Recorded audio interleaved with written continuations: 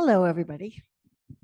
So that is my son, Morgan, in the picture up on this slide at his 25th birthday party last year. He is a huge Bob Marley fan. So no surprise, we had to have a Rastafarian theme for his birthday party. And we had a steel drum player that came, and nobody could get near him the whole party because all he wanted to do is watch the steel drum player. But happy kids. So some of you know me, some of you don't. My name is Kristen Malfara, and I am so privileged to be mom to Morgan. He will be 26 in October. He has Aicardi-Goutieres syndrome. Now, for most of Morgan's life, he was unclassified leukodystrophy. So like many of you, I just kind of got into the routine of treating his symptoms, finding out what we needed to do to get through the day to day. And then as a part of the LCN, I got to meet Dr. Vandiver. And she made a comment to me the first year, and she said, well, you've never put him in my study. How about if we see if we can figure out what's going on? And lo and behold, at the age of 17, we found out exactly which leukodystrophy he had. Now, if you ask me anything about AGS, I wouldn't be able to tell you. Because at that point, I had realized we were living with a disease that it didn't matter what it was called. We all deal with the exact same thing, from the initial testing and the uncertainty to the trying to get a diagnosis, to wonderful doctors, to incompetent doctors, to lack of services, trying to get equipment. It didn't matter. We all have children that have mobility issues and eating issues, and some of us with seizures. Doesn't matter what it's called. So do not ask me anything about AGS because I wouldn't be able to tell you. I'm also 62 years old, so please forgive the readers, but I can't do it without them. One of the things that some of the people who know me is that once you give me a microphone, I never stop. So I've actually done notes so that I don't go too far over my time. So 22 years ago, I started the M.O.R.G.A.N project with my family. And the reason we did that was because we had spent so much effort and so much time turning over every rock out there, trying to find information and how to care for Morgan, how to research his disease. And we thought, you know, we're not the only ones. The internet was just starting in 1997. And I felt like, you know, if we've already turned over all these rocks, maybe we could share the information we learned with some other families and save them just a little bit of time to get to the same information. So we started the M.O.R.G.A.N project as an information source. That's all it was. Website, took all of my notes, all of my bookmarks, and turned them into a resource database and just threw it up on the website. And every time I came across another resource, I added it to the website and went on to the business of just taking care of the day-to-day with Morgan. And the first time we had to replace one of his wheelchairs, I was like, well, what do I do with the old one? I had no idea what to do with it. So I put it on the website and I said, look, anybody in the Melbourne area of Florida, if you need a wheelchair, this is what I have, please reach out to me. What surprised me was not the number of families that asked me for the wheelchair. It was the number of families that said, well, we have equipment too, and we don't know what to do with it. Our child's outgrown it. Our child has passed away. We haven't had the heart to get rid of it. Could you take our equipment and pass it on to a family in need? So our next program became the Gently Used Disability Equipment Program. And I had a driveway that was like 300 feet long. And at one point, we had equipment strewn from one end to the other, scrubbing it, breaking it down, inventorying it, and storing it and sending it out to families. So then we realized, well, I can't keep doing this out of my pocket. So we started doing some fundraising. And the fundraising went so well, it was like, well, now we have this big pot of money. What do we do with it? And so we decided we needed to have a target. And at this point, Morgan had started school, living in Florida. There's not a lot of things I could do with this child who was in a diaper, in a wheelchair. He was heat intolerant. We have mosquitoes. Nothing was accessible. It's like, I'm going to create a place where families can bring their children, where they can interact with their environment and they can find joy and they can find pleasure in things that other children can do and take for granted. And so that's when I started doing some research and I tried to figure out what's out there. And I accidentally stumbled upon the Snoozling principle. And I did all my research and decided this is what we're going to fundraise for. And I was going to create a center just for kids with disabilities that was going to be multisensory based. And that's how Morgan's Place was born. figure out how to do this. Did that work? So the reason I'm here today is one of our newest programs is our Partner Spotlight. So one of the things we're doing is we are trying to financially assist organizations that provide symposiums just like Hunter's Hope to allow families to be able to attend, to learn more about their disease, and to be able to make friendships with other families in the same boat. And as a part of that, I thought it might be fun to give away a multisensory bedroom makeover as a raffle. I thought, wouldn't it be fun? We'll raffle it off to one family. And Jackie, of course, says, well, I don't know what that is. Could you maybe get up and explain to the families exactly what the raffle prize is? So, of course, I took it one step further and I said, let's recreate it. So that's where the sensory room down the hallway came from. It's just some of the different elements that we use when we do a custom bedroom makeover. So I encourage everybody to go down the hallway and enjoy some of the items that are in there. And it'll just give you an idea, if you win the raffle prize, what kind of equipment we can customize to your child's need. Now, if you don't win the raffle, it's also part of our Morgan's Legacy gift program. So you can just apply to us to do one for you. So I kind of know who's in charge of the gift program. So I'm just saying, if you put in an application, you have a really good chance of maybe getting it. So raffle tickets, they look like this. And I'm going to scatter them around, and I'm going to put out a little cup or a bowl or something, and we'll go throughout the day and we'll collect them. And I don't know when we're going to raffle it off. I don't know, maybe Saturday? Yeah. So we'll raffle it off on Saturday. But come on down and check it out and see what's going on down there. I did skip over Morgan's Place briefly. So when we created Morgan's Place, it was envisioned to be totally accessible. And we wanted these children that had absolutely no control in their lives to have a little bit of control. So that meant right then and there had to be wireless. So there was nothing in our facility that you could not activate with your voice. You could coo, make a sound, cough, didn't matter, wave your hand, eye gaze, whatever it took, you could interact with this environment. And it was absolutely amazing. And we ran it for almost 11 years, and then COVID showed up. And of course, you know, it was probably the last place on earth that was going to reopen on the sooner side rather than the later side. And made me think long and hard about all the donations we had received, all the volunteers that we had, all the resources at our disposal were going to waste on an empty building that we were paying utilities and rent. And it broke my heart. So we made the decision in late 2020 to close Morgan's Place, and we donated all the equipment to the Arnold Palmer Children's Hospital in Orlando. And they created an outside sensorium with the garden equipment that we donated. They created a sensory room in the hospital, and the rest of the equipment went to their outpatient clinic in downtown Orlando. So after COVID, we had to kind of reevaluate. What are we going to do? So we decided to go back to our roots, back to my sister and I working out of our homes and helping one child at a time.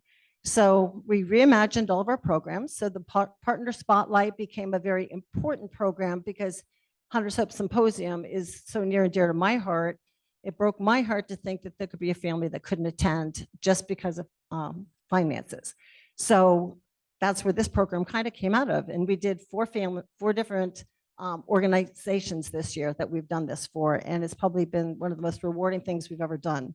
We also do sensory contests on Facebook. So Christmas time, we always do a Secret Santa. So one of Morgan's favorite multisensory items.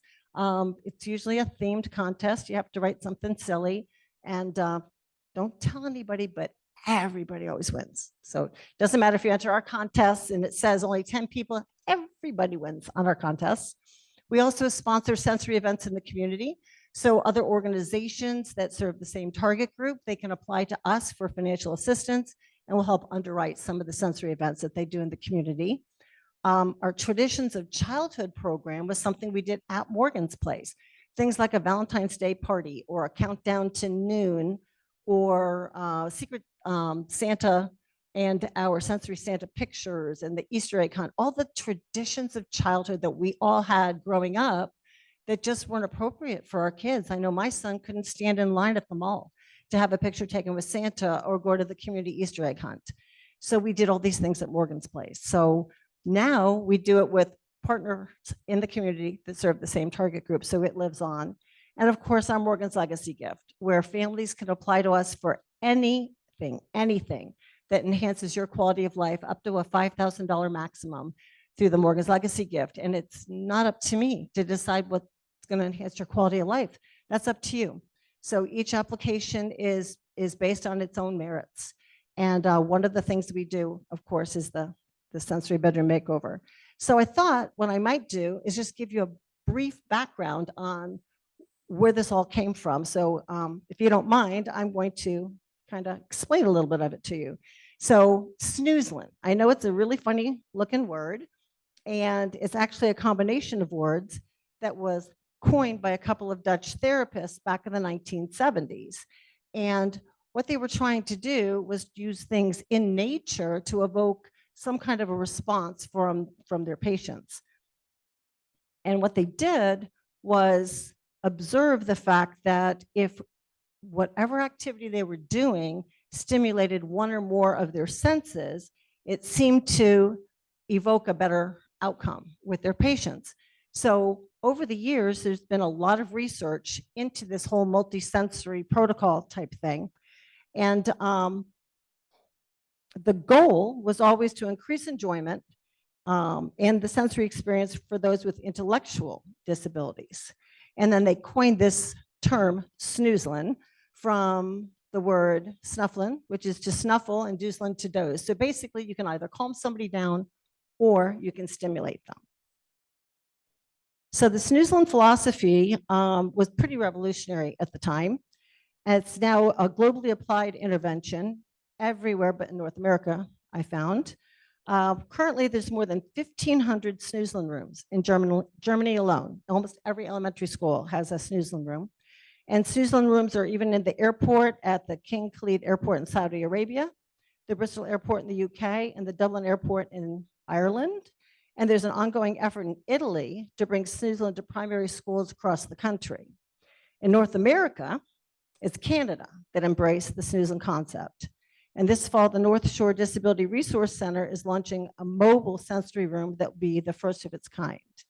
When we opened Morgan's Place in 2011, we were the first freestanding multisensory space open to the general public in all of North America. There were a handful around Canada and some in the United States, but they were only for their target groups. They were in a rehab center, they were in a hospital, they were in a therapy clinic, but nothing that was open to the general public. So the thing about a Snoozling room, did I put my next page? Okay, sorry. That's why I brought the glasses. The thing about a Snoozling room is that it's magical because there's absolutely no rules for creating one beyond ensuring that all equipment and activities stimulate one or more of our 8 senses. There's no rules for how to use the space, no rules about having to use anything at all, no rules for how you choose to interact with the environment, if you so choose to do so. No rules. It's all about free choice, seeking out what we need and avoiding what we don't. A Snoozling room is also magical because the outcomes are different for everyone that uses the space, even if they choose to do the exact same things. You can send a child that needs stimulation into the room along with a child that needs to calm down, and they'll both come out with the same benefit. It's all about free choice, something our kiddos, as I said earlier, get very little of in their everyday lives, with us as their parents taking control of their activities of daily living out of necessity. In a Snoozling room, they can choose to do as little or as much as they want in any order that they want until their needs are met.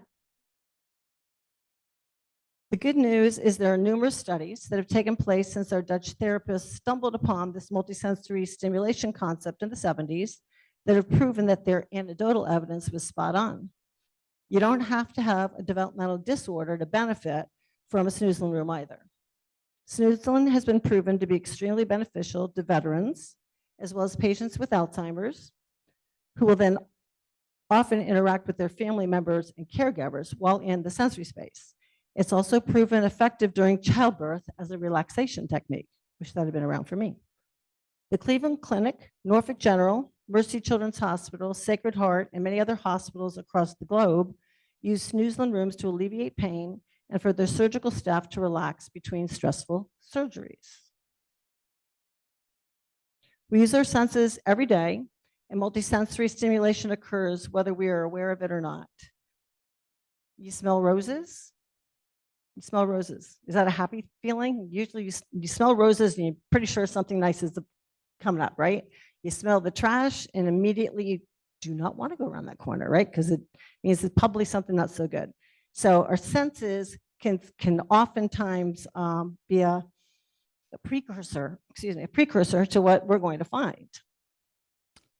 The Snoozling concept harnesses multisensory input to create an outcome that benefits the individual that needs to change course a little bit. I don't know if I'm keeping track of my screen. So our senses in our world, because all of our senses are connected to each other in one way or another, if an individual struggles to process input from one system, they're likely to struggle with processing input from another system.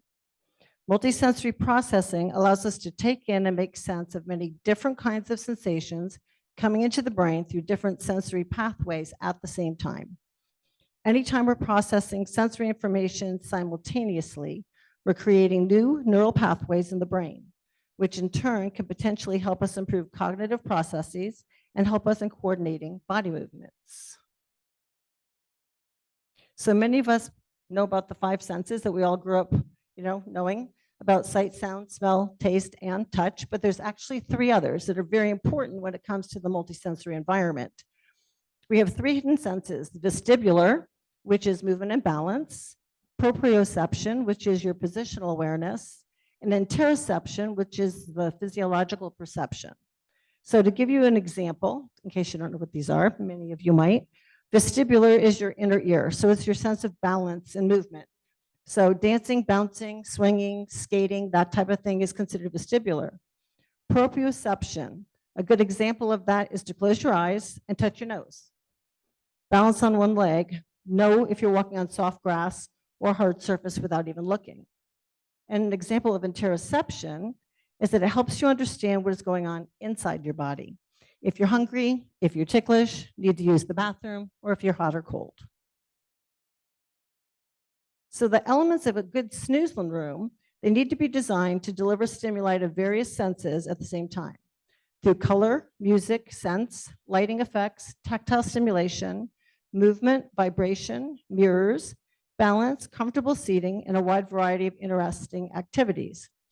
Most importantly, the sensory experience must be easily controlled and choice of activities not scripted. Let the individual explore on their own. So equipment can be as expensive or inexpensive as you choose. There's absolutely no rules as far as that goes. So if you're going to create one in a facility or a school or a hospital or a therapy clinic, you need something that is more commercial because it has to be able to withstand multiple uses. So you can have very expensive interactive tactile panels. You can have touch switches that are mounted onto the wall. You can have a vibroacoustic platform that vibrates with the music. Any of the elements that you could put in a commercial facility can also be put into a private one as well. So my focus has been on MSE in the home. Since closing Morgan's place, and we spent probably $100,000 putting together that center, we've been focused on trying to create a multisensory environment at home. And it can be as grand or as minimal as your budget allows. We can go anywhere from, on the low end, we can put one together for $1,000, and I've actually done one as high as $5,000. But many of the elements can be found by replacing the big expensive stuff with inexpensive alternatives. So this is just a small list of the things that you can do to create a Snoozling room in your own home. A lot of these items are down in the space that we've created today. So I did promise that I wouldn't be really lengthy with this. I know it's a very brief overview on Snoozling and multisensory environments, but I just wanted you all to have a little bit of a basis as to how we chose the items that are in the sensory room. You'll notice that there's nothing down there that you can interact with that only stimulates one sense. If it doesn't stimulate 2 or more, it didn't make its way into that room. Those are some of our favorite items. But as I said, if you win a raffle or if you want to apply through the Morgan's Legacy gift, or if you want to put one together yourself, please give me a call. I'd be happy to help. But go on down, take a look at what's down there, and get an idea for yourself exactly how putting just a few of these things together in a specific order can make all the difference in the world. I know Morgan absolutely loves it because it's something he can do himself. He can go in that room, and if he's kind of sleepy and doesn't want to wake up, it'll stimulate him. But if he's having a particularly overloaded day, we're seeing a lot of seizures, we're seeing a lot of junkiness requiring a lot of suctioning. I can turn all this stuff on in his bedroom and it calms him down, and everything seems to calm down right along with it. I'm not sure how it works. I just think it's magical. But I'm just hoping that sharing some of our experiences through Morgan's Plays might help you to create an environment at home that your child will love. Whether they get a benefit from it or not, they're just going to enjoy themselves. And how can you not smile when you have lights and sound and movement going on in your life? One of the things I did want to say was that listening to all the family stories the last day or so really, really hit me, because for me, Morgan was born 6 months after Hunter back in 1997, when there was nothing around except for Hunter's Hope. And spoke with Jackie by phone, and she was absolutely amazing. And we did the candlelight vigil on Valentine's Day. I don't know how many years we did that. And I'm gonna cry, sorry. But like, I think it was Kelly who told the story yesterday about hearing about Jill while she was pregnant. It was this, thank you. Sorry, good to get me. It was the same thing for me. I was pregnant when I read the People magazine article. And at the time, I've considered geriatric pregnancy. I had had amniocentesis, told me I had a perfectly healthy little boy brewing in there. And I read that article and I remember thinking, oh my God, this poor family. I can't even imagine that something like this even exists. And then June of 1998, I'm sitting in a doctor's office and they tell me about leukodystrophy, which I'm sure you've never heard about. And I was like instantaneously transported back to that sofa in my big black jumpsuit and thinking, oh my God, I have heard about this. And thank God Hunter's Hope was there. And I realized several years into volunteering with the Candle Vigil that you were making such a difference in your son's name. And especially since you were such a public family, you didn't need to do that. You didn't need to step up and do that for the rest of us. And I realized that it kind of made sense out of the senseless, right? To take his story and to help other people with it. And that's kind of why I started the M.O.R.G.A.N Project, because I thought I need to make sense, right? I mean, I've been given the privilege of having this child. I need to give back. And we're all told what to expect when our child is diagnosed with leukodystrophy. We all know the story. You know, I was telling somebody earlier about being in the hospital and having a resident open up this big book, and he read leukodystrophy, and all it said, progressive deterioration until death. That's all it said. And everybody wanted to treat him like he was dying. And after a couple of years of buying into that and realizing, no, not on my watch, that's not going to happen. It's like, okay, I know the end of my story, but what do I do in the meantime? And that's what started this whole quest for trying to find something that would make his life meaningful and joyful. And by giving back in some little small way to others that follow on our journey was my way of making sense of it. So I thank you for coming along on my journey. It's selfish, I know. It makes me feel better, makes me make sense of my situation to do this. But it warms my heart to know that maybe, just maybe, the efforts that we've made can maybe make a difference for you. So I really hope you'll come down and check out the sensory room. I've got a box of giveaways. I don't know when we're going to do that.